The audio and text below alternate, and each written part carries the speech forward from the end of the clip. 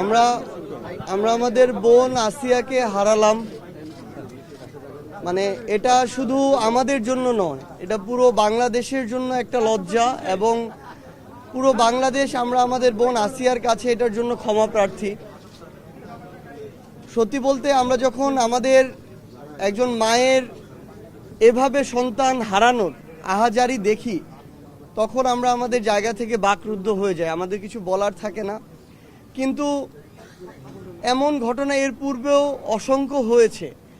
এখন সবচেয়ে বড় কথা হচ্ছে, অন্তর্বর্তীকালীন সরকার বলি, বাংলাদেশের যেই সরকারে আসুক তার কথাই বলি না কেন, মানে আমাদের না এখন সবচেয়ে বড় দায়িত্ব, আমাদের বোনকে আমরা যেভাবে হারালাম এর জন্য যারা দায়ী তাদের সর্বোচ্চ দৃষ্টান্তমূলক যে শাস্তি, মৃত্যুদণ্ড, সেটাকে যে কোনোভাবে, যে 90 দিনের একটা সময় দেওয়া হয়েছে বেঁধে, এটার মধ্যে শেষ করা। বাংলাদেশে আজকে থেকে যদি 5-10 বছর আগে আমাদের বোন আসিয়ার মতো যারা ধর্ষণের শিকার হয়েছিল তাদের বিচারগুলো হতো, তাহলে আমাদের বোন আসিয়াকে আমাদের এভাবে হারাতে হতো না।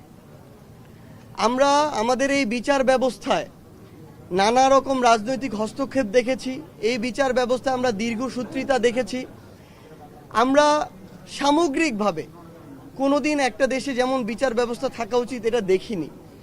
তো সেই জায়গা থেকে আমরা মনে করি যে এখন সময় হয়েছে সর্বোচ্চ দৃষ্টান্তমূলক মৃত্যুদণ্ড যে শাস্তি, এটা নিশ্চিত করা, এবং এর মধ্য দিয়ে আগামীর বাংলাদেশে যেন আমার আর কোনো বোনকে না হারাতে হয়, এটা আমাদের নিশ্চিত করতে হবে। এবং এটা যদি এবার আমরা না পারি তাহলে আমরা দিন শেষে ব্যর্থ হয়ে যাব, কিন্তু আমরা আর এই ব্যর্থটা হতে চাই না।